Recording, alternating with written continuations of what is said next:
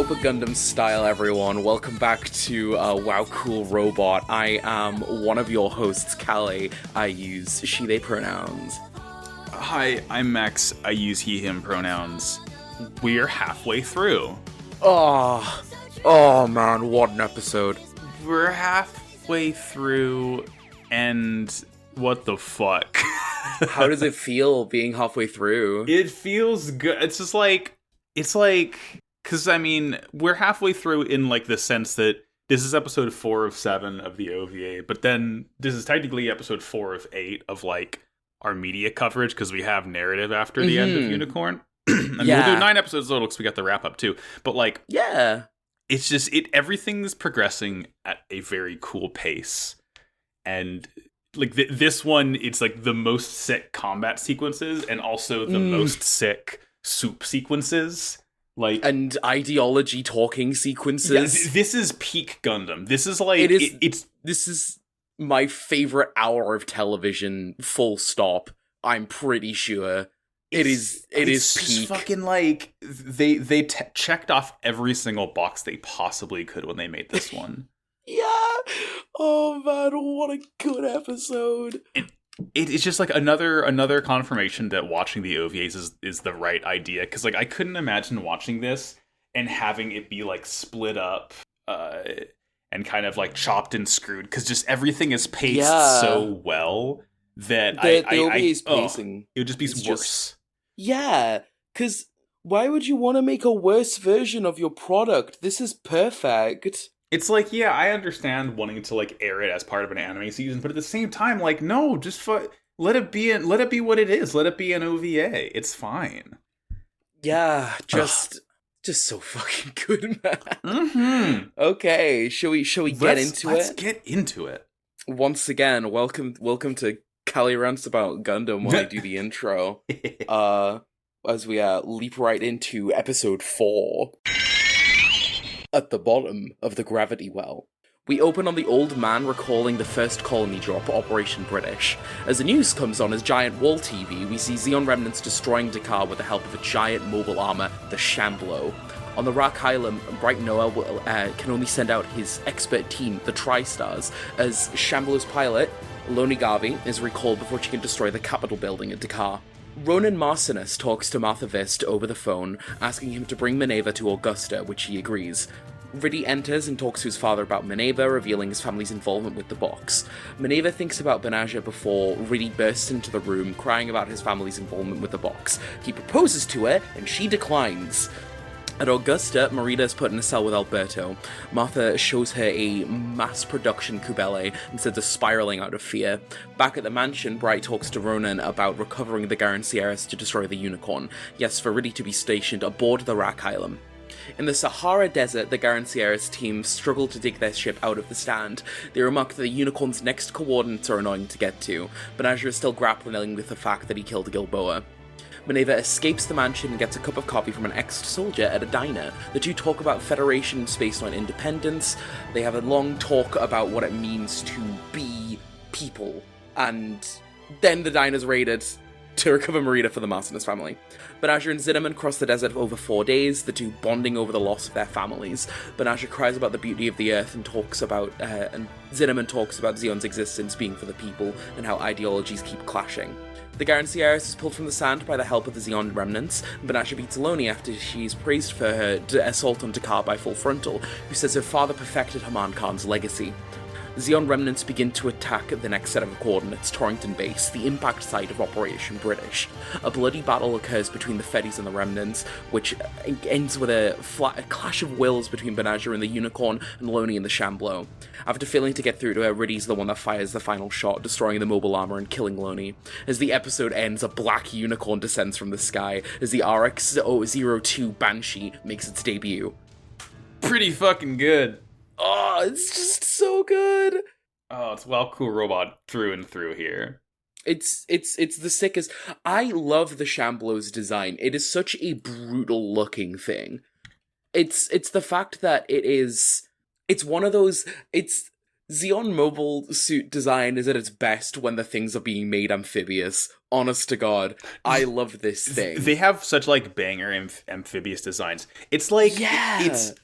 And their mobile armors are like such fucking weird creatures too. Like they're not humanoid in any way. I want to say this thing it was developed from the Grublo or the Grabro, whichever it was called back then. It was actually. Yeah, it's like it has. You can see that the shape vaguely is the same. It has like those kinds of claws, but this thing is just like more. It like the claws are like super flexible. It can like pierce through a fucking aircraft carrier.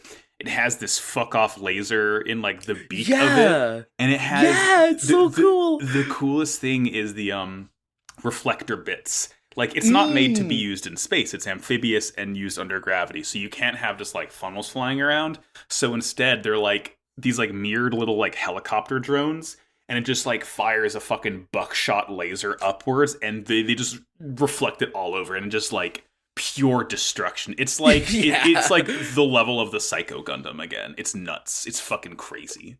It's way bigger than that because those are mega particle guns. It's insane. Oh my god. Both of them are. It's like the thing that they put on the nail Argama. Yeah. They just put it in the mouth of this thing and then put two more on it to scatter across just places with reflector bits. Oh it is god. It's my favorite war crime machine so far of the series. It is absolutely one of my favorites. It's so cool. But before the Shamblo shows up, we see Stardew Valley Grandpa once again. We do. He's just remembering. He's recalling the good old days. Yeah, he's remembering Operation British, which is really funny. It's like this flashback for him. He was still like 110 years old. Yeah, he was still like, in that bed. He was still fucking ancient as shit back then. But he's like one of those guys where it's like, oh, where were you when Operation British happened? Yeah, well, I was lying in my bed. I was in my grandpa watching it on my giant. I was watching it on my giant TV that is right there. It's that like is just my entire wall, and then it turns to fish. He lives inside a Jumbotron. It's just like a TV screen all around. Doesn't he? The TV, like as he remembers Operation British, it cuts to like modern day, and we see Dakar, the Federation capital.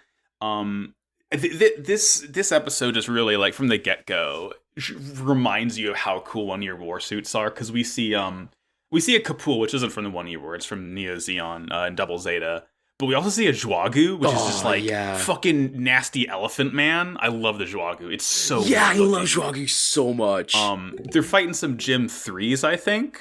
Or Gym whatever. They're like newer model gyms, you can tell, because they have like this kind of teal chest, and they have like more bits and verniers, and not like bits in the Gundam bit sense. I just mean like they're greebled more and they got more detail, but like it's a really cool fight scene. We see a Gym like jam like the fucking beam javelin that like the original Gundam used like 3 times back in the day. I love to see it. I love like the little like bald 3-pointed tip on it.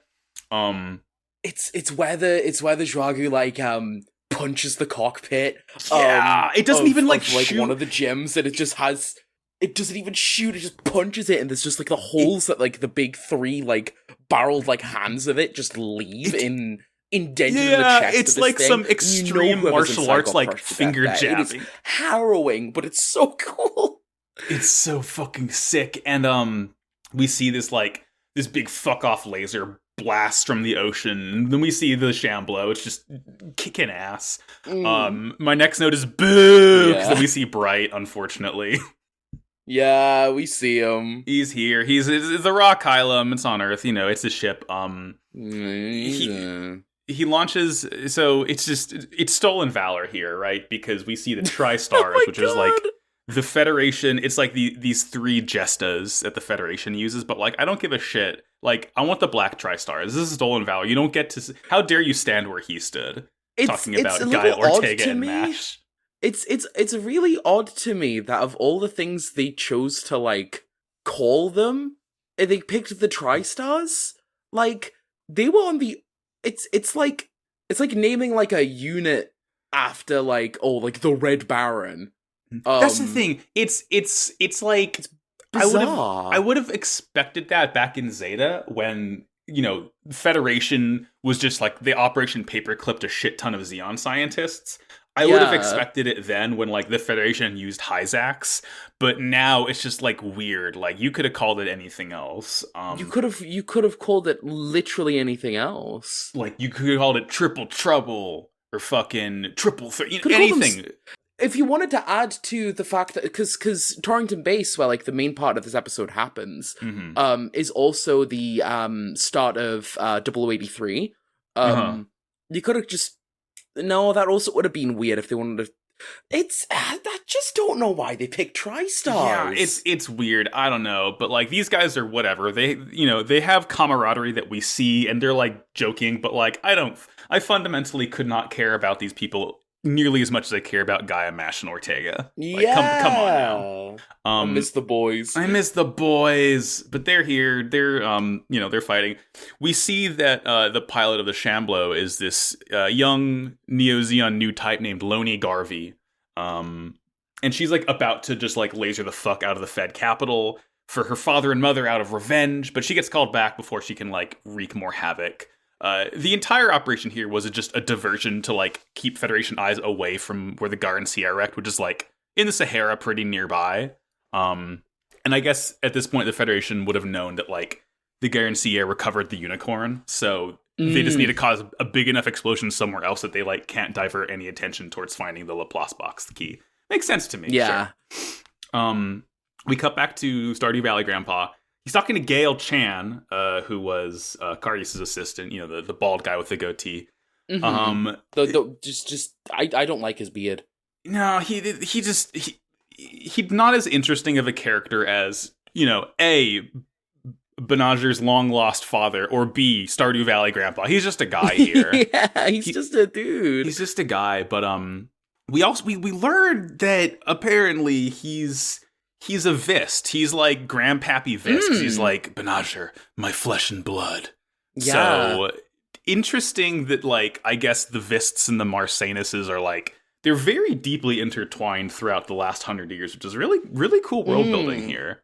Yeah. It's interesting that, like, we're finally getting an important Gundam family that's not the Zobbies, Yeah, well, we're getting two. Yeah, and, like, they're both equally shit and crazy, but like it's cool filling in the gaps in the world building here. Unicorn, I feel like first and foremost is like just this really, it's like a love letter to UC, of course, but like it feels like it exists to just like be like this spiderweb connecting like every part of UC that has happened so far, and I really like that about it.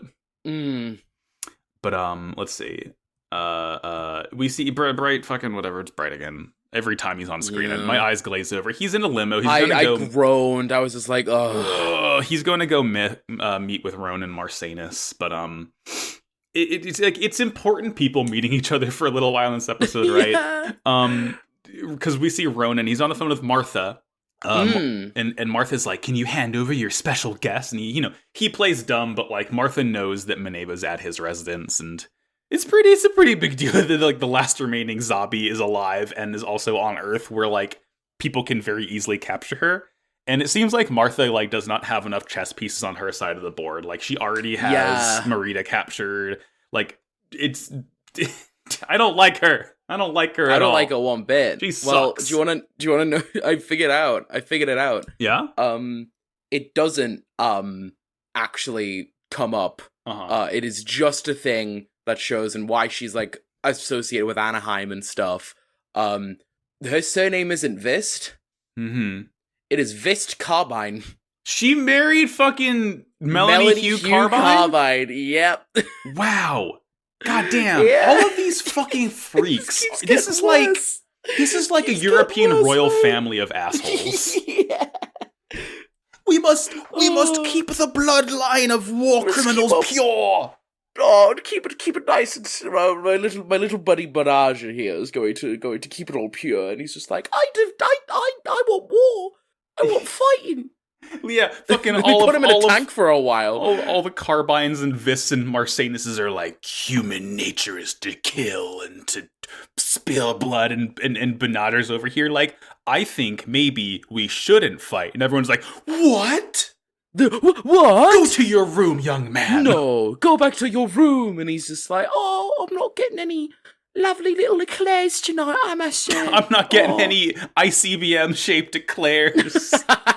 I'm not getting my war crime hors d'oeuvres tonight. Oh no, he's not getting his like colony-shaped macarons.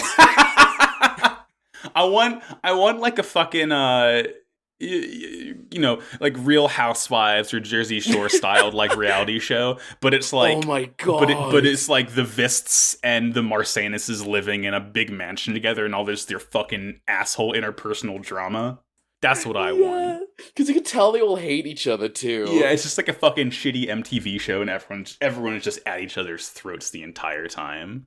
Yeah, they should. Oh, it's like you could just call it the UC instead of the OC.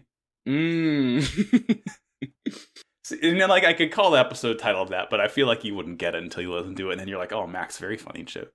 Yeah, I'll let it cook. I'll let it boil. Let it stew a little bit. Yeah, we see Riddy. Riddy's bad again. Remember when he was okay last episode? Nope. He was fine for a little bit. Then it's He's bad again. He's really, really bad again. Don't touch her, you pervert. Oh, I hate it. So why did he do that? What happens here? He goes to Minerva's room, and like Ronan knows he's like fallen for her, which is gross. Ew. Get a job. Yeah. You pervert. Well, he has a job. It's war criminal. Yeah, that's right. We see like we don't see it happen, but before he runs to Minerva's room, Ronan tells him like the history of the Vists and the Marsanuses, which is enough to make him like, oh, I hate my family so run away much. from home and have a crisis. He runs away. Yeah, but like he hugs Minerva, and he's like, "I'm so fucking sorry. Oh, I'm a bad boy. I'm a bad person. My blood is tainted. Marry me." Yeah. He's like, "Become a Marsanus. If you do, Papa will listen to you, and you won't be beholden to the zombies anymore." And like Minerva just has the most like fucking tired expression on her face as like she's being held by this fucking creep man. She's just like, "Okay, buddy." Right. She's just like, what? I don't like any part of this, mate. Yeah. Oh, it sucks. But like he kind of starts to get the idea in his head that maybe if we destroy the unicorn, things won't be bad anymore. Yeah. Which, I mean, like, I guess that's kind of true. But at this point, Benager's in way too deep that he's not going to let you do that, homeboy. Yeah. And like as he runs away from home on his horse, fucking again, there's not a single redeemable Gundam character that rides a horse, and like this is just further proving it's like Kenneth Slegg rides a horse, Shar Aznavour rides a horse, Riddy Marsanus rides a horse. Two of those guys are like entertainingly bad, and Riddy's just like irredeemably bad, but they're all like not good people, so my thesis still holds up. I fully forgot about Kenneth Slegg for a second. I never can. He's cool. I fucking love that guy. They really made him hot in that film. God damn. You don't like have a guy walking around holding a fucking riding crop and not have people like fanning themselves over it. Yeah, I'm the one fanning myself. How did I forget about this guy? God. I like Lane Aim. Lane Aim's cool. I always gravitate towards the fail boys of Gundam, and like Lane Aim is fucking suspect number one in that movie. He gets his ass kicked so bad. Hell yeah, he does. He gets bodied, dude. Oh, he gets put in this like big old like experimental thing, just like, oh, I'm gonna fill with so much stuff. There's no physical possible way you could lose, because even if you get grabbed, you can also just bail from the big flight gear too. It does not. It's like we're setting you up completely for like absolute victory. There isn't a single way you could lose this, and then he loses. You beefed it. He beefed it so hard. I'm just looking over my Penelope and my Xi high grade kits. They're big fuckers. So big. Penelope's so much bigger than the Xi is too. Good lord. I wake up in the morning and I turn my head to the right and I smile because I have overlooking my bed on my chest of drawers my sweet little Psycho Gundam. Yes. It's great. I love it. Oh, I love him so much. I finished my gigantic arms unit. Oh, I saw, yes. Let me tell you, the Psycho Gundam arms on that thing are fucking cool. They're so cool, right? I love the fingy articulation. I could it can hold things. You don't need to have like a peg or anything. It can just hold things. Yeah. I can make it hold a stylus. I had I had like a little pose set up where I had the Psycho kind of holding the core Gundam up in the air. Oh, that's like big boy, really little boy. Cool. Yeah. Oh, I like that. Then I got a Titans color one. I made them buddies. Nice. Anyways, Unicorn Gundam. Double Zeta Gundam instead. We see we're in Augusta. Martha and Alberta are there. They got Marita there, and fucking Martha's talking about how they're not like really able to fully reprogram Marita. She's kind of like broken free of that too much. So instead, I guess her modus operandi is just to like break her spirit completely. Because she turns traumatize her. It works because she turns on a light and we see like a mass production Q-blade. It's like, wrecked and in shambles, but like Marita, it's just like immediate panic attack upon seeing it. Like she looks into like this like pitch black cockpit and you see like a ghost of Pol like floating towards and then look up and it's just like her face is a black void. Yeah, what I noticed as well is it was the exact kind of movement that her spirit had done in like the episode before. Yeah. Oh man, it's Martha is like good. number one on my shit list right now. Not a good person, her. I do not. She's one of the most disliked characters in this series. Yeah, she is wretched. And she's like, I will help free your soul from this machine. Very sad. The next scene we get is more asshole diplomacy bureaucracy. Bright's made it to the Marsanus family manor.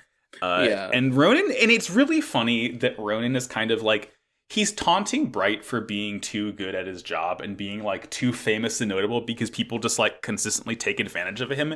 And you can tell Bright understands that, but is like too much of a fucking weenie to actually do anything about it. Yeah. Like, Ronan talks about how, oh, you keep this up. Wouldn't you want to be in charge of your own new type corps? And Bright would be like, yeah, that'd be just my luck. That'd be great. And I want to do that again for the third time in a god. Because he's been in charge of so many Gundam team ships, every Gundam team ship, really. And like all of them. This fucking guy just can't. He just keeps showing up in important events. He's like a fucking time traveler. Went back to UC and like knew all of the important events before they'd happen, so he would always be there. Oh man. But it's interesting to show just kind of how much pull the Marsanus family has. Because this isn't like a Federation request, really. This is a request from Ronan to Bright, telling him, you pilot the Rock Hylum, I want you to be the one to track down the Garn Sierra and recover the unicorn. Like, this isn't like official orders from like, the Federation High Command. This is like a guy with a really powerful family. Yeah. It's like so much more slimy that way. And of course, Bright has to go along with it. Like, I mean, you could refuse if he had a spine, but like, this is like, I'm going to make him an offer he can't refuse. Is that kind of thing. And also Minerva escaped, yay. The pull the Vist family has is 12. Pull 12. It was really bad. That was really, really bad. You don't have to laugh out of pity. No, that was funny. I liked that one. It took a second. I was cooking that one up in the little brain noggin for a second there. It's the pull of gravity. Stupid podcast. So we learn Minerva's escaped, which is good. Good for her. Go off, queen. We finally see where the Garn Sierra landed, which is the Sahara Desert. Just the Sahara. It's just fully bonked in there. They can't get it out. Zinnerman's talking to what's his Flask, I think is his name. Flast.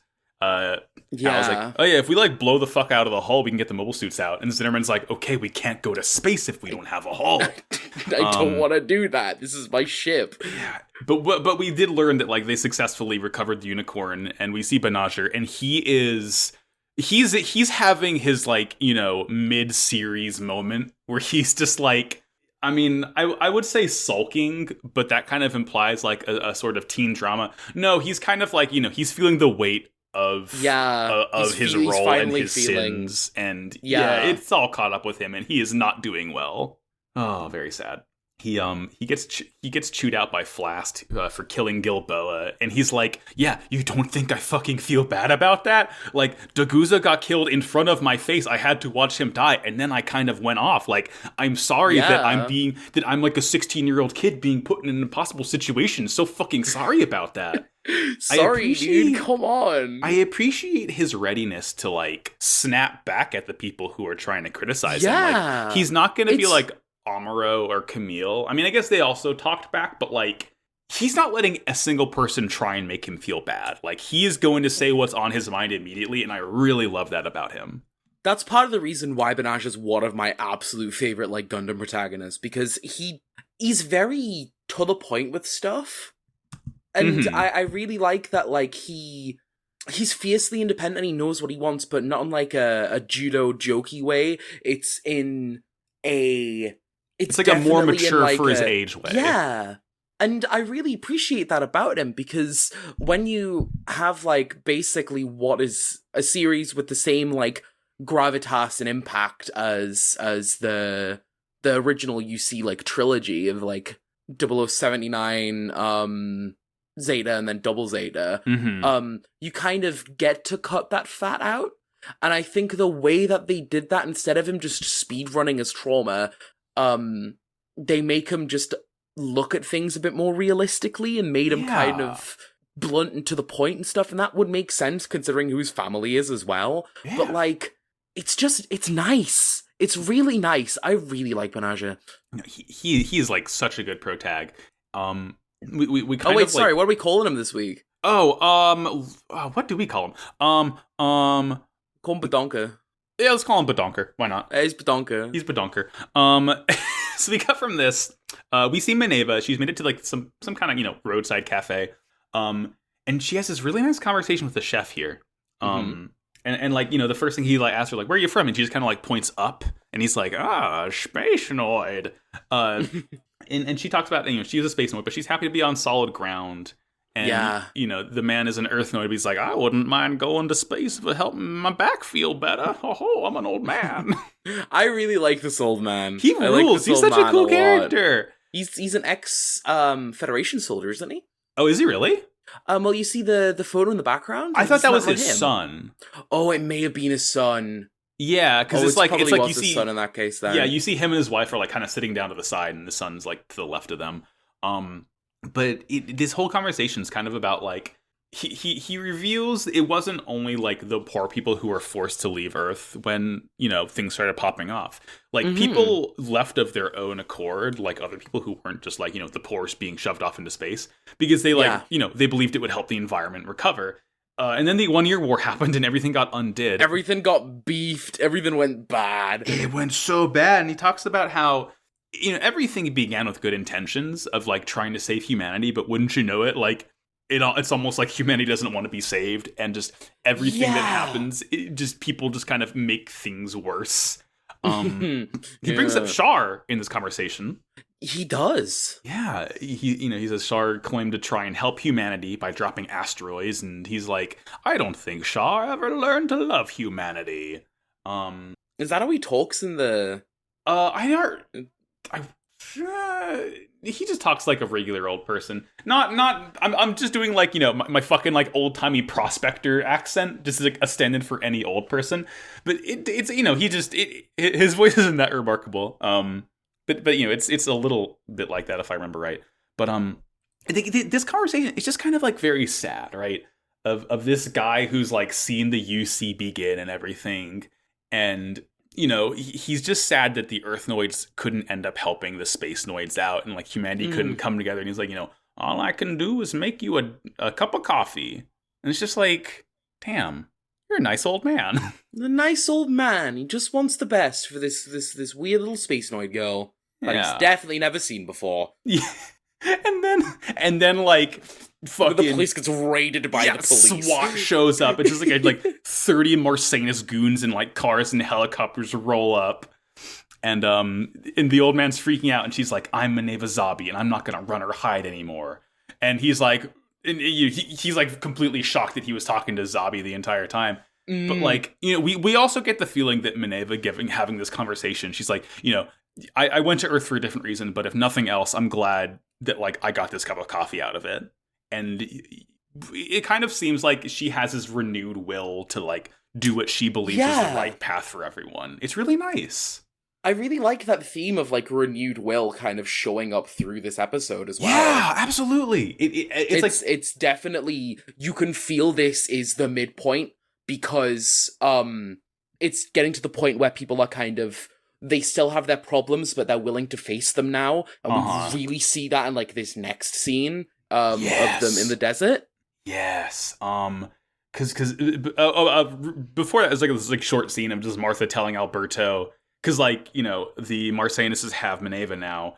So Martha can get a hold of her, and she's going to use Maneva to capture the unicorn. And like, Alberto's basically in charge of Merida now, who's kind of like knocked out, strapped to a chair.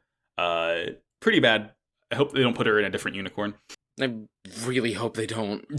But now we see Badonker and Zinnerman. They're trekking through the Sahara. His name is terrible. Hey, the first suggestion, we went with it. Why did I do this to myself? But they have to, over 4 days, they have to trek 60 kilometers, which is... That's so far. Yeah, that's like what? That's like 9.5 miles a day, which... It's walkable on solid ground, sure. Maybe not through a fucking desert. Sand, though? Yeah. But, like, he just kind of tumbles off of a dune. He's just like, I want to die. If you want to kill me, go for it. I'm small potatoes. I'm no importance. Just fucking take me out, man. He's just hit, like, rock bottom. Yeah, and he asks Zinnerman, like, what the fuck more do you want from me? Like, I've killed people. I've done so much. Like, I'm walking through the fucking Sahara Desert right now. And For like, you. And, like, we don't really get an answer from Zinnerman yet. Like, you can tell he's just kind of, like, letting him get this out of his system because he knows that Badonker will still go along with it. And it kind of works. Like, we see, like, this smirk from Zinnerman as he just, like, keeps walking along and, like, Badonker gets back up and starts walking. And it's just, like, again, the boy can't help but have father figures gravitate towards him. Yeah. Like, he lost to Guza, so now he gets Zinnerman. He's next on the line. Oh, man, he's just inheriting dads. That's all he does. He gains and loses dads all the time. The episode, it's like the bottom of the gravity well. The gravity is what's attracting these dads. My guy is pretty much gained a new father figure every episode so far. Really? Seriously? There's been one where he hasn't. Like, because episode 1... is Cardias. There's actually Cardias. Like, episode 2 doesn't have one. Episode 3, it's Daguza, who he gets as a dad figure and then dies. Then 4 is, like, he's gained Zinnerman as a father figure again. It's nice. You can have 3 dads. It's allowed. They just have to be dead first. Yeah, you can only have one living dad. And have one at a time. Yeah, they have to be in the dad queue otherwise. Yeah. And like as I guess what also helps Badonker get his resolve back is he gets this flashback to Flast talking to him, and Flast is telling him how Zinnerman used to be a POW in Africa.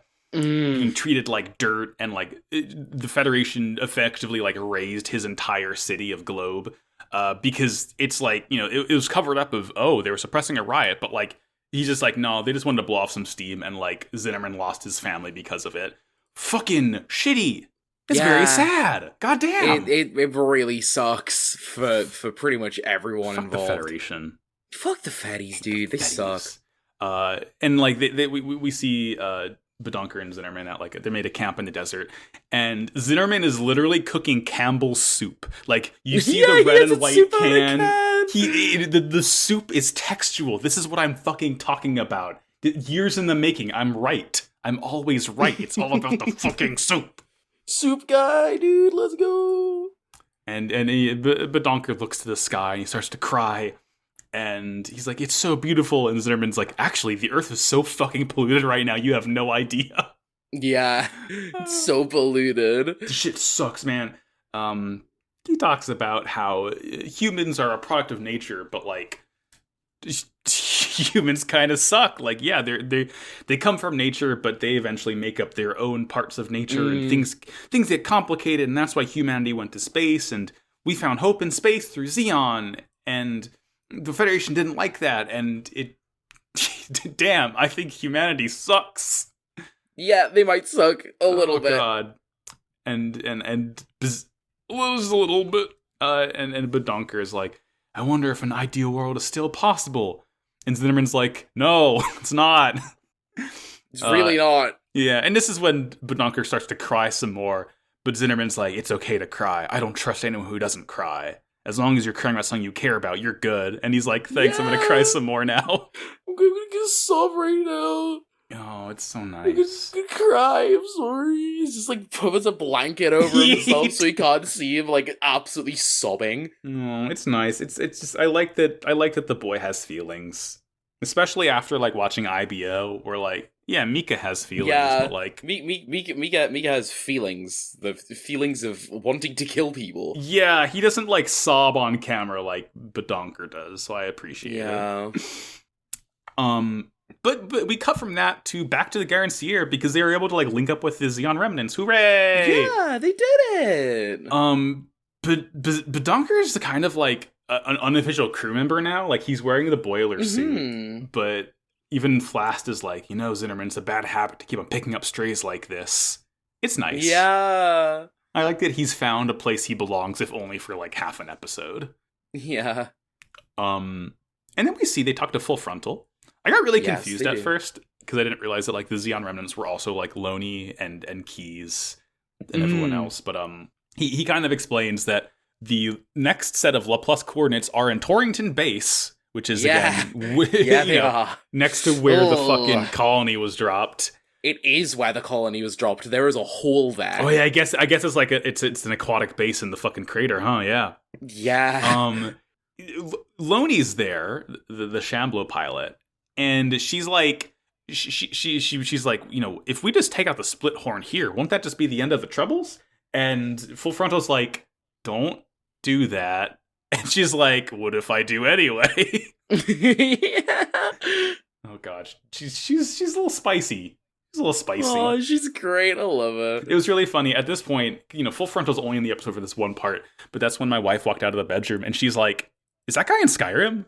Because, he is. He voices like half the characters in Skyrim. Yeah, it's just really funny. Like the one where she walks out, she recognizes Mr. Skyrim Full Frontal. Oh my god. And then we get this really fucking sick.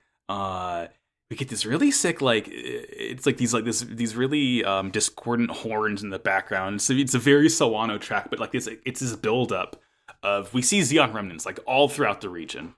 And like we see guys like in a jungle in like a radio station. We see like a small settlement built on like a crashed 1 Year War era ship, like with tents and stuff on top. It's really cool. And the radio broadcast says, "Help our cause. Let's give the feds the shock. They won't expect what's next. Dakar was just the beginning. Yeah." And this is like we get a montage of just like so many 1 Year War era suits waking up. We get like a goof breaks out of a castle. It's so fun. It plays like that. So cool. Like the same noise back in the original Gundam series of like a mono eye turning on. We see like a marine Zaku like kind of rise up out of a river. We see like some Zagaks. We see desert Zakus. Oh my god, it is so fucking cool. Oh, I know. And the Z-Zulus, the aquatic ones. They're so sick. They're so funny because like they have these really cool heat claws, which, it's like Wolverine claws like above their hands. But I didn't realize they have fucking flippers. Like if you look at the image of them, their feet are just very wide plated metals that are shaped like a fucking swimming flipper. It is so funny. So dumb. We see one of these and the Shamblo just like eviscerate a Federation submarine, just like completely trashed. Oh, it's so fucking sick. I love that so much. It's so fucking cool, dude. It's so rad. Everyone's gearing up for like the Battle of Torrington. And Badonker learns that since these are the coordinates, what's going to happen is like Zeon's going to hit the base as hard as they can, and like in the aftermath of the battle, that's when he's going to be dropped in and like activate NTD and get the next set of data from Laplace.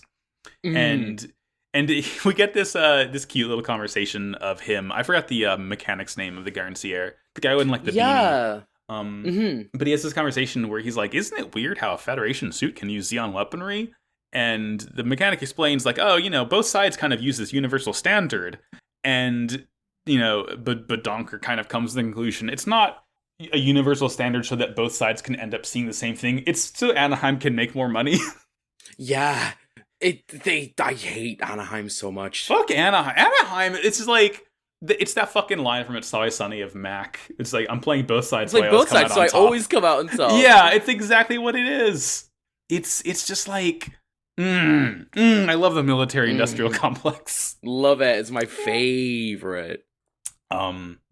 We do, the next scene, as much as I hate to see Bright, I like Bright being mean to Riddy, because I like Bright more than Riddy, fundamentally. It's I like seeing Riddy get shit on. Yeah, he like lands in the Rock Island because that's where he's being called next, I guess. And we see the TriStars are there. We see a re-GZ in the background, which is kind of cool. I don't think we actually see it like do anything, but it's just kind of there. It's just like Member Stars counterattack. And Riddy's like, I know I'm part of the Marsanis family, but don't give me special treatment. And Bright's like, what the fuck are you talking about? I was never going to give you special treatment. You're the one giving yourself special treatment. Fuck you. Get out of my office. Get out. What are you doing? We see a picture of Amuro on the wall. Yeah, I booed even harder. I don't want to see him.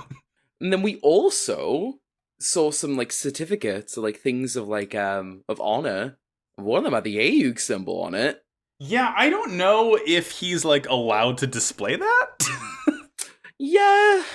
It's like, because, he's a Federation employee again. The Rock Island is part of Wando Bell, which is like the Federation Special Forces. I don't think, I guess they understand Bright's important enough and talented enough that it's fine if he displays that, but also, it's very funny. I mean, shit, you know what?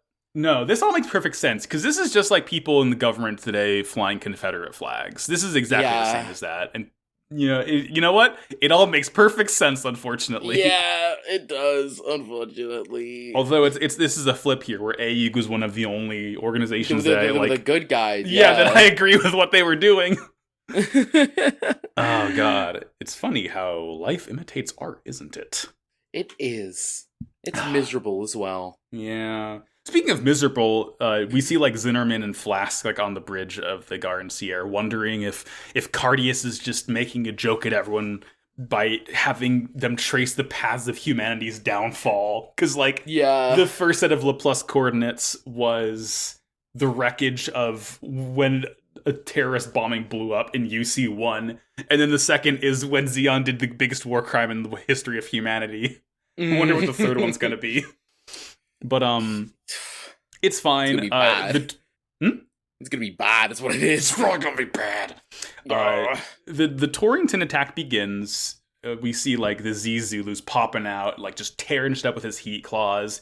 We see a Zogok. I love the fucking like boomerang shoved into its head because there's like heats everywhere. We see a Gallus J from Double Zeta. We see an Ifrit. We see like a Zaku 1 sniper that Keys is using up in the air. Like, this is just fucking... It's just do Leo point to screen, and I'm like hooting and hollering and clapping like a trained seal because wow, cool robot. They made this scene for us. They really fucking did. It's just so good. And like Loney, Loney's like destroying an aircraft carrier from the inside, and she like makes landfall in like a residential, like a town next to the base, and she has to kind of like make it there. And immediately, like, the Saikamu backfires, and she just starts going apeshit and firing the mega particle cannon all over the place because it's everywhere. All she wants is just like revenge for her mother and father who were killed by the Federation. They have like this awful, like it's horrifying because essentially it's the deal of like as these like these mirror bits are like reflecting these like shots across the the place at Torrington. It's like evacuation centers get like blown up, like housing districts are the things that are getting hit. But the worst thing for it is there's like the side of an apartment building, there's a woman clutching a baby going down the stairs, and then you just see a jump. What the fuck? It's fucked up, man. What the fuck? It was horrible. Goddamn. It was. It really was. Oh, I think new types shouldn't be weaponized. I think we shouldn't weaponize psychic warfare. My psionic warrior, seal this booba bear within the earth, I command you. Bright, we see Bright real quick getting the Rock Kylan ready for combat. He's going to send out his Tri-Stars. They're like joking around with Riddy, and one of them's like, don't shoot me in the back, haha. And the other's like, hey, you can join us. All you have to do is shoot one of us in the back, haha. And Riddy's like, haha, oh, you guys, we have fun here. You guys. It's just boys will be boys. We see some dodges too. The fucking like Desert Dom rolling up. This fucking Zaku 1, Keys is kicking ass. He's in this like I forget what it's called. It's kind of like a base jabber, but it has like propellers on the side, so it can like move really slowly and kind of hover in place. And he's leaning out the side of it. It's like a VTOL type, like, aircraft carrier is what they said it was. He's leaning out the side of it with, like, this sniper. And it uses, like, magazines and everything, because it's just, like, it's kind of like how the Zeta did it, where it had, like, the battery packs. And it's just, like, destroying all of their jets and stuff where they can take off. But it's like these, like, superheated metal rods are, like, shooting out of it after it, like, fucking, fires. Railgun, basically. It's nuts. Yeah! Oh, it's crazy. And this is this really fucking is really cool scene of like as this fighting's going on, as Loney is like doing war crimes. Badonka runs to the bridge and he runs up to Zinnerman. He's like, I'm gonna go out in the unicorn. If I break the seal now, we can stop fighting. And Zinnerman like just pulls a gun on him and is just like, it's just tough love. Like he's like, this is war, you fucking child. Do you understand? Like all of us are Zeon. Like this is what we want. And it's what we do. Bazinga's like, I know you don't like how this fighting is going, and Zinnerman like shoves him into the fucking wall, like he dents the wall by doing this, and he's like, I only took care of you because you're the key to the box. That's the only reason I care about your well-being. Some people kill, others get killed. This war's a long way from being, and it's just the boys are fucking fighting. Bazinga, he just ends up like knocking over, just wailing on him, and the two bridge crew members are like, stop it on his face. Like he has like the fucking comedy bumps, and Flast and the other guy are like, oh no can't help you, boss. I'm too busy over here, 5 feet away, doing nothing, legs kicked up on the desk. My hands are full, man. They're just letting it happen. It's just like, oh. It's so sad, but like you kind of get the point that again Zinnerman is just like letting him get it out of his system because he understands the only way to calm him down is to let the boy throw his tantrum. Very sad. Oh, and then we get the sickest thing I've seen in the entire fucking world. Mm-hmm. So Bjarlent. The Bjarlent custom. Holy fuck. It's so good. Fuck. Because so apparently like the guy piloting this is like a Titan's ace pilot. We don't know about him and all. I think he might show up more in like either the novel or the Bandai Destiny, but like it's a Bjarlent that has like its arms split off into two. It has like these really big claws, but then like kind of further down the wrist, it has like a beam emitter, and this thing just goes on a fucking rampage. When it fires, it is a menace. Oh, it's so cool. It doesn't get touched. It fires out of its like wrists. These like it's like a kind of like a Vulcan, but like it's like superheated. It's like melting the shit it fires on. Like it's just like.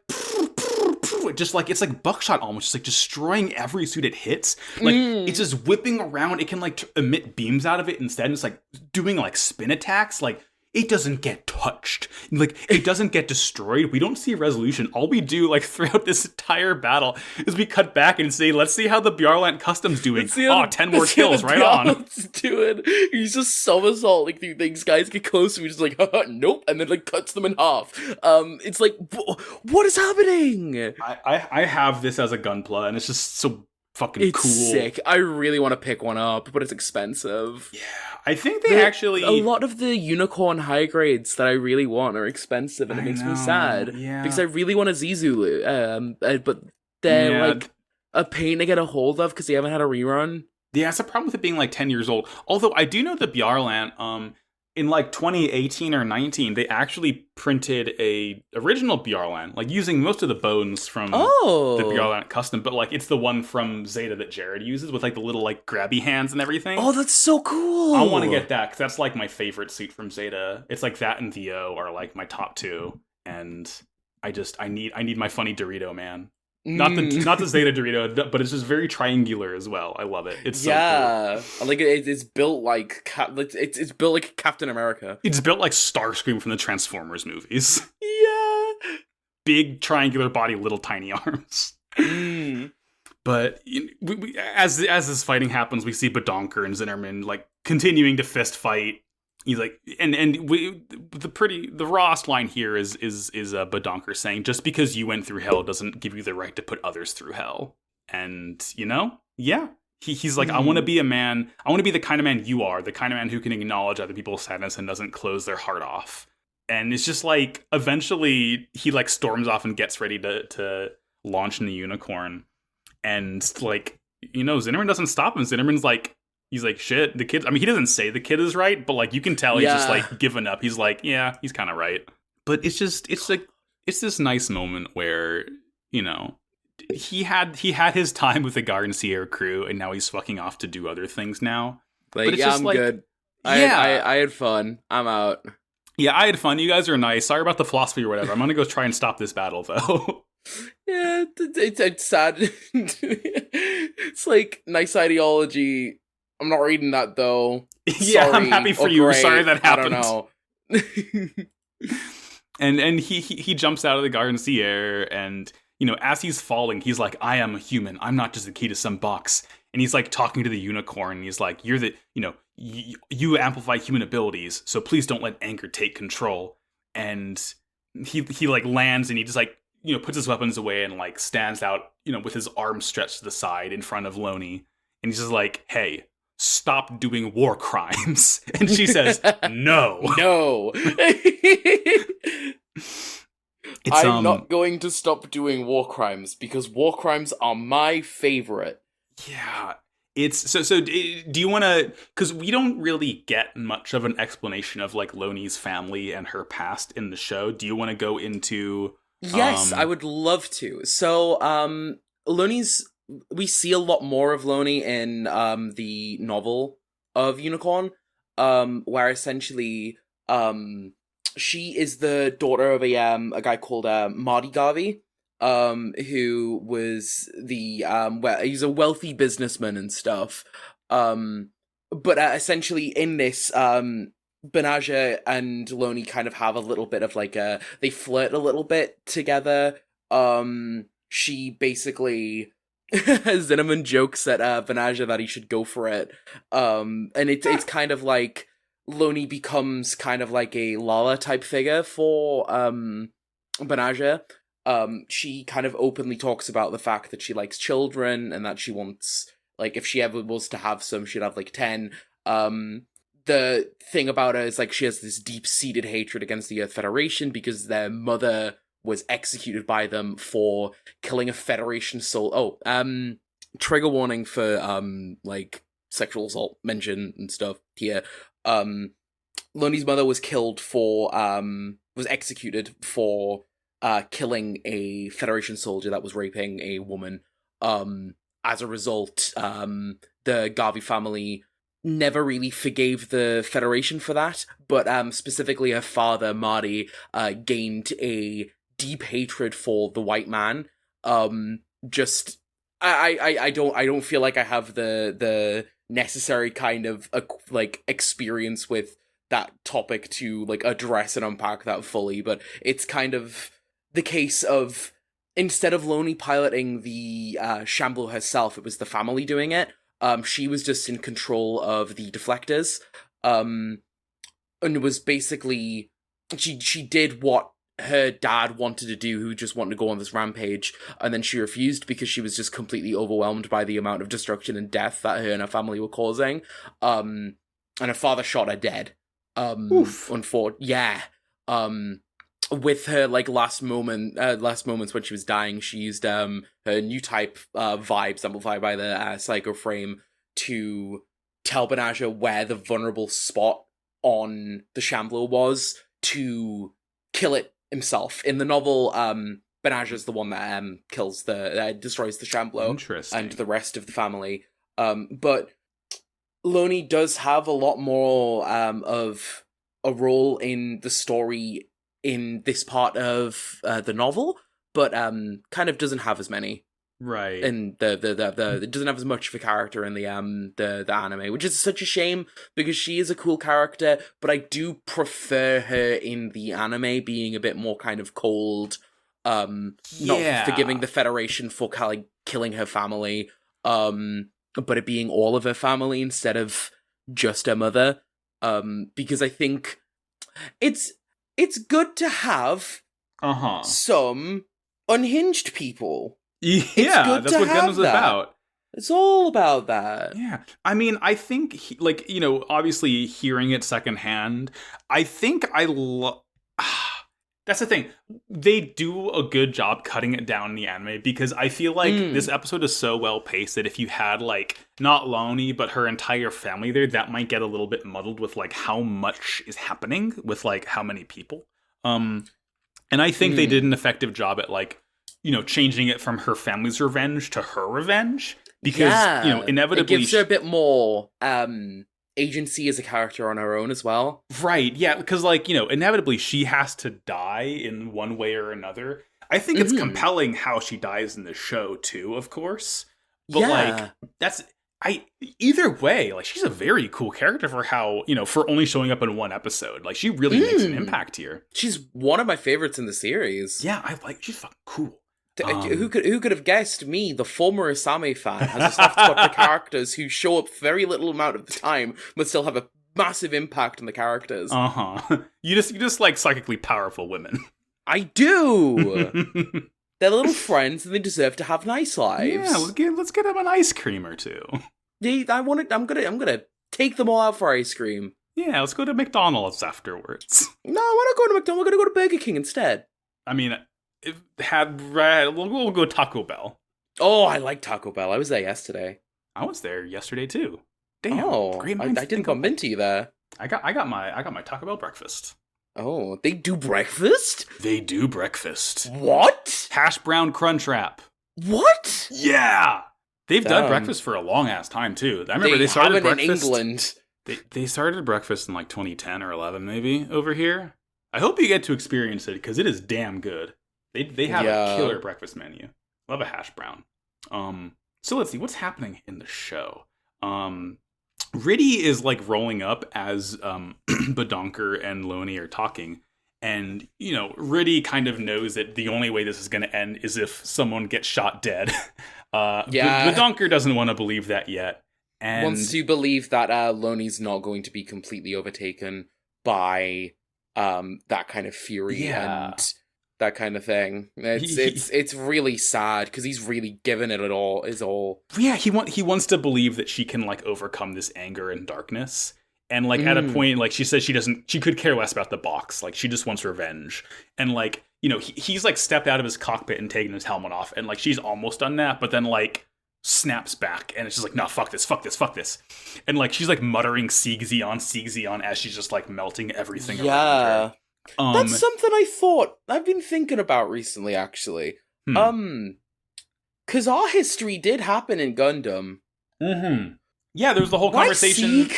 There's the whole conversation in the first Gundam series where about Hitler. Yeah, where Daegwon's hey Girin, you're being kind of a Hitler right now.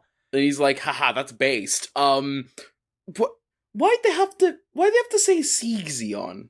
Why not Hail Zeon? Because it's a bit on the nose, isn't it? I mean, it's on the nose regardless if it was Sieg Zeon or Hail Zeon, because it was Sieg Heil, I think was what they said back then. Yeah. It's very much it's very much to me, it's a we the baddies moment. That's for the me. thing.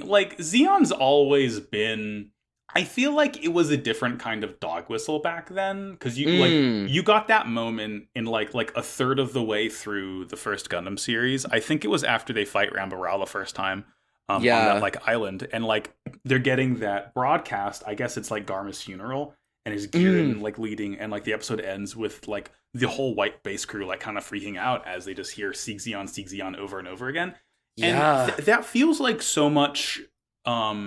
Less of what Zeon's identity up to this point is. Like, I don't think we hear a single Sieg Zeon after the 1-year war. So it really feels like Loney is saying it not for Zeon's sake, but like for her father's sake. Yeah. For like her family's sake, because like the whole thing, like we know Full Frontal like respected her father. He mentions her father earlier on, but doesn't like really go into it at all. It feels like her like fully circling back to like, I'm doing this like as revenge. Like she is like a mouthpiece for her father beyond the grave, almost. Not textually, of course, but like it I don't know. Like it feels like she's saying she's not fighting for Zeon in this moment. Like she is fighting for herself and her family's revenge. Like it's a very strange moment, but like I think when you think about it, it's like, oh, okay, I understand. Like the point is, Loney's a horrifically tragic figure. Yeah. Goddamn. Poor girl. Poor Loney. The TriStars take out Kirk's, and he like tries to like shoot his own reactor with his. It's sick. It's so cool. He nearly gets it. He nearly does, and like just kind of dies, you know, without blowing up. And like she feels. She like sees him die, and like that's what like, you know, cements her as like, all right, here I go killing again. Yeah. The psycho frames start to clash though. Like Badonker activates like, his. Yeah. And it's such a cool moment. Yeah, it like glows red and then it glows white, and like the light makes the rest of the unicorns look sort of pinkish, and like we see like the Shamblo turns blue, and like the bubbles start clashing, and like people are like getting blown away, like cars are blowing up nearby. Everyone's like, oh god, oh fuck, not again. And as is happening, he tries to make his Force Ghost appear in front of her, and he does. And as he's trying to pull her out of the machine, so to speak, like her Force Ghost pulls her back and appears in front of him, and just is like, I don't think it was hers. Though. Oh no, was it like her family's or whatever? I think it was her father's. Yeah, that makes more. Yeah, I know, because it's like purplish, but then she's like red when she appears in front of him in his cockpit. And specifically, I think her father was the one that piloted the Shamblo before her. Oh, and the entire cockpit's like psycho frame, so yeah. So it's a sick as hell moment, because essentially to get him away from her, that like psychic Force Ghost like grabs Banaja's like arms and just like throws him away. Yeah, shit, it's fucking crazy. I really liked what she said in this moment too, because when she shows up in front of him in his cockpit, she says, "It's the way of the world for children to be consumed by their parents' wishes. You're just the same." You think about it, that's kind of like the Gundam way. Like, okay, Loney's family made her the way she is. Cardius was the one who entrusted the unicorn to Badonker, but looking back, Amuro's father worked on the Gundam, Amuro got in the Gundam. Char's father started Zeon, and look where he ended up. Fucking Camille's parents were, were they, like, working for the Titans or just for Anaheim?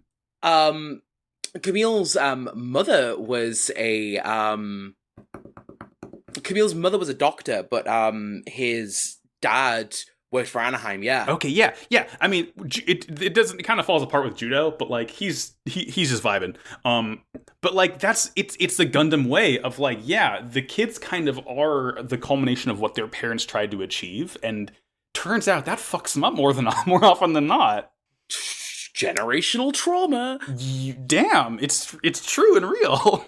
Did you know it's real and not a made up thing for Gundam? Isn't that wild and wacky? Wow, what a hell. Riddy like grabs him. Generational trauma. Riddy grabs him in the Delta Plus, and he's like on the back of it, and you know the Shamblo's like mouth is open, it's getting ready to fire its beam, and he tells Badonker he has to use the beam magnum to shoot. And he's like, ah! And he won't do it. He can't do it because, she's like... It's the moment where he he has the gun, he's right there ready to take the shot, and he just screams that he can't do it. It just hits hard, man. It's so sad. And, like, right before, like, Loney kind of, like, gives up herself, because, like, Kirk's Force Ghost appears and is like, our war is over, it's time to go. And she's like, he sees her saying, isn't it sad? Like, before he's about to shoot her, and can't do it. So Riddy, like, shoves him out of the way and grabs the beam magnum himself and shoots and kills her. And, like, again, like you said, we see it, like, breaks the Delta Plus's arm. But, like, poor Badonker is, like, kind of shut down once again because he couldn't do it. Funny enough, though, he shuts down, but, like, since he's in control of NTD now, the psychoframe doesn't close up. It just depowers, so it's like gray underneath. But like, it's still the Gundam face. I loved that transformation because that was like the first time that he was in full control of the NTD. Yeah, the NTD system. And I really loved the way that it happened. Of him like kind of talking and reasoning with the unicorn, because I love the kind of hints that the unicorn is a bit more than it lets on. Yeah. And has kind of like a mind of its own and stuff. I really love that. Yeah. It's all the fucking Wario pill. It's full of it. He's chugging, he's throwing those pills back, man. And like the final parts is like Zinnerman orders Flask to take the Garanseer out of the airspace. They're gone. Riddy gets the orders to seize the Gundam, and he like holds the Delta Plus's rifle to like the unicorn's head. And before he can have Badonker get out, they look up, and there's another unicorn coming in. Where are we dropping? So cool. Where are we dropping? Dropping in like Fortnite. It's great. Number 1 Victory Royale. It is a black unicorn with yellow psycho frame. The RX-02 Banshee. This thing is nasty. It's the sickest thing I've ever seen. I like so that, cool. I mean, I know that it has like a different kit than the unicorn does because I have the kit of it, and I know that it has like the nail and like the fucking smart gun and everything. It's fucking cool. Yeah, it's got the it's got the vibrating claw thing. It's the sickest thing ever. I love it. It's so much. It's so cool. The fact that it like can just rip through solid metal. It's like it's like a modern heat claw.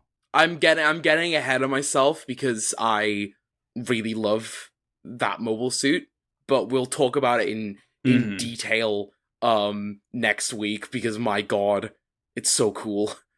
It's fucking cool, and like that's where the episode ends, on that cliffhanger of, hey, another one. Another one. Another one. Another one. Another one. Another one. Well, oh, man. That's the episode, but I have a segment. It's time for Beyond Toon World. You're going to love this. Trust me. Beyond Toon World! We're talking about Karen Strassman, who is the voice of Loney Garvey. Yes. She has done... I haven't heard her voice, actually. Is it a good performance, would you say? Yeah, oh yeah, absolutely. Like she's been in it. She was born June 5th, 1966 in Washington, D.C., and when she was 20, she moved to France to study psychology and theater, and the psych degree was in case theater didn't work out, and it worked out pretty well for her. Yeah. But she's done live action. Like, she was a character in the show Really? Weeds. But most of it is like anime and game dubbing. So as for anime, she so kind of going chronologically, in Chobits she was Yuzuki. God, Chobits, I haven't thought about Chobits in years. Fucking 20 years ago. I was 2. Yeah. She was Mrs. Kamohara in Paranoia Agent. I love that show! Yeah, she was Osuzu in Samurai Champloo back in 2005. She just did a bunch of background voices in Ghost in the Shell standalone complex. Oh, hell yeah. She was Miyuki Takara in Lucky Star. She was Kyo Bachika in Gurren Lagann. Another one of those characters that probably is like a smaller side character, but it's just Gurren Lagann. Love that show. I love Gurren Lagann. She was Sawaka Yamanaka in K-On! Of course, she was Loney Garvey in Gundam Unicorn. She was in Madoka Magica, but I wrote down the wrong role. Hold on. Oh no. I gotta find it because I wrote down a different role. She was in Madoka. She was Kazuku Saotome. In Kill La Kill. Oh, she was Omiko Hakodate. She was the tennis player. Oh, I liked her. Yeah, she was like the second episode. Yeah. She was the narrator in Cells at Work. She was Palm Siberia in Hunter x Hunter. I like Palm. Yeah. Once again, one per episode, guys. Dirty little nonce. In 2015's Gundam The Origin, she was Baby Casfall. No way! Like, before he grew up and became Keith Silverstein, he was Karen Strassman instead when he was like a little babbling kid. Little child. Yeah. That being said, I watched the dub of Origin. I really liked Kid Cha. Really, really good. Really good performance. Just full stop. And the most notable anime role she had, was from Code Geass. She was Callan Statfeld. Huh. Never seen Code Geass. You've seen Callan, though. She has, like, the pinkish red hair with the headband. Oh, her! Oh, I love her. Yeah. You've seen it. Oh, yeah. And she also has a lot of notable gaming roles, too. She voiced Aegis in Persona 3. Cool. She voiced Rosa in the DS port of Final Fantasy IV, which is my favorite Final Fantasy. Oh, hell yeah. In Persona 4, she was Nanako Dojima and Izanami. It's fucking crazy. Two very different roles. Yeah. Starting in 2010 with Sonic Colors, and I guess all the Sonic games further on, she was Rouge the Bat. Right. Yeah. She was Poison in Street Fighter Cross Tekken. Trans icon. Mm-hmm. Absolutely fucking love her. Poison kicks ass. I love Poison so much. She in League of Legends. Did you ever play League, Callie? I love League of Legends. I hate that I love it so much. 3 different roles. She was Cassiopeia. I love Cassiopeia. Fiora. I love Fiora. And Shyvana. Oh, Shyvana's really cool. Yeah. Shyvana's a big dragon lady. So all of those are Lori Garvey or Loni Garvey. Oh, I'm gonna think about that every single time I play those characters. In Mortal Kombat X, she was Mylena and Kitana. Fucking. I'm dying right now because I really really love Mylena. Melena's cool. Melena's my favorite Mortal Kombat character. She's fun. I like her. I'm really bad at the game, but you know. Yeah, I'm not good either. And in Modern Fire Emblem, she was Olivia in Awakening, the dancer. Mm-hmm. But starting in Awakening in every Fire Emblem game since, she has been the shopkeeper Anna. Oh, lovely! I like Anna. The red ponytail. So that is Karen Strassman. Those are like only some. She has a shit ton more roles. I just got like the main ones that I wrote down. But like, yeah, she's been in a ton of shit. It's crazy. We stan. We do. Stuff. I'm standing right now, actually. You can't see it because it's an audio only format. But you know, believe me, my standing right now. I'm right on my feet, my guy. And that'll just about do it for this episode. Damn. It's my turn this week, though, isn't it? It is. So let's see. My robot of the week. Mm-hmm. I've been playing so much. Wait. Was it not me? No. What? I'm full. No, it was last week. It was me last week. I forgot what I said. Yeah. Okay. Nah, it is you. Continue. Yeah. I got confused. So much fucking Xenoblade Chronicles 3. You enjoying it? I put 60 hours in so far. Damn! You got that like this week. It is stellar. Like, I am astounded at how good of a sequel it is. It fixed literally every complaint I had against the second one. Never played either of them, unfortunately. I mean, the first is my favorite game of all time, but it is a hard sell because it is a gigantic game that like asks a lot of the player.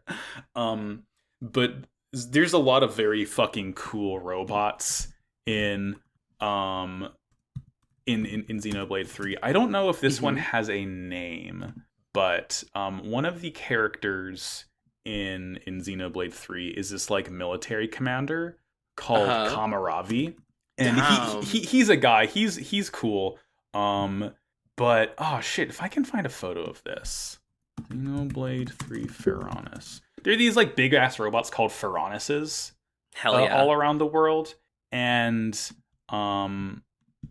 they're like for some characters, they're kind of like a G fighter from G Gundam, like just like a big badass mech suit. If I can see if I can find a screenshot of this YouTube to show you. The point is, there's a character in Xenoblade 3 who has a really badass mech, and I'm trying to find a screenshot of because the game just came out, so it's like hard to really fucking see it. Difficult like, to find it. It's this huge white and red mech that has like green electricity, like linking the like joints together, and it fights with this gigantic like flaming lance. Oh, here we go. This is from the cutscene where you see him fight. I can get a better look at it. Oh, this fucking video loads. Video, please. Life is suffering. War is bad. War is bad. War sure is bad. Xenoblade 3 is a game about war being bad. Whatever, I can't fucking find it. I'll take your word for it. I know it's cool. Imagine a cool robot with a big fire spear. Oh, that's so cool. Yeah, it's a bad example, but Xenoblade 3 has a lot of really cool robots. Half of them are like cool, like almost like steampunk looking mechs, and the other half are cool, like future origami folded paper looking mechs. It's badass. But that'll about do it for us this week. Where can we find you on the internet, Callie? Oh, you can find me at twitter.com at Cowley, COWIILLIE. Fuck. I got it wrong. I can't spell. That's my main account. I typically just kind of retweet pictures of pirates and robots and stuff like that. But you can also find my book that I'm working on at Other Side Novel. It'll be down in the description. I'll sort the Twitter out this week, man. I said that every week. It's been a month now, and I still haven't sorted the Twitter out. It will get sorted at some point. Good lord. One day. It'll happen. It will. Yeah. I'm Max. You can go to Twitter at MaxyBajillion to find me. You can listen to Pot of Greed, which is my Yu-Gi-Oh podcast. It's pretty good. We talked about Fast 5 this week. That should be going on the Patreon this week. Fucking incredible movie. It's just as good as I remembered it. And you can listen to Slappers Only, which is a video game music showdown podcast I do. It's on hiatus currently, but we'll be back. You can go to noisepace.xyz to find all of those shows and many, many more. And what do we always say to close this episode? Oh, man. War is bad. Wow, cool robot. Bye. Bye-bye.